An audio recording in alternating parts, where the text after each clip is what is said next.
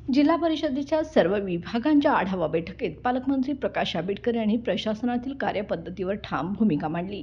त्यांनी स्पष्ट शब्दात सांगितलं की चांगले काम करणाऱ्या अधिकाऱ्यांचं कौतुक होईल, पण कामात हलगर्जीपणा करणाऱ्यांना माफ केले जाणार नाही। शासनाच्या योजना लाभार्थ्यापर्यंत पोहोचण्यासाठी अधिकारी व कर्मचाऱ्यांनी प्रामाणिकपणे काम करावे, असं त्यांनी बजावलं। जिल्ह्यातील घरकुल योजनेअंतर्गत 50,000 कुटुंबांना निवारा देण्याचे नियोजन असून दिव्यांग व इतर गरजूंच्या प्रश्नांची तातडीने सोडवणूक व्हावी यावर त्यांनी भर दिला। आरोग्य विभागाने पावसाळ्यात उद्भवणाऱ्या आजारांबाबत सतर्क राहावे, औषध भांडारातील अनियमितता तातडीने दूर करावी असे निर्देशही त्यांनी यावेळी दिले। तसेच भुदरगड व आजरा पंचायत समितीतील स्वच्छतागृहातील दुर्गंधीच्या तक्रारीवर त्यांनी संताप व्यक्त करत बांधकाम ठेकेदाराला जबाबदार धरले। काम निकृष्ट असेल तर ठेकेदाराचा चौकात सत्कार करायला सांगावं लागेल असा उपरोधिक टोलाही त्यांनी यावेळी लगावला।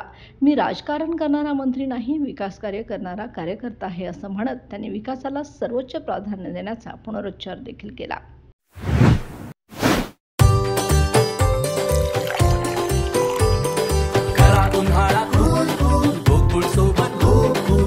गोकुळ सोबत गोकुल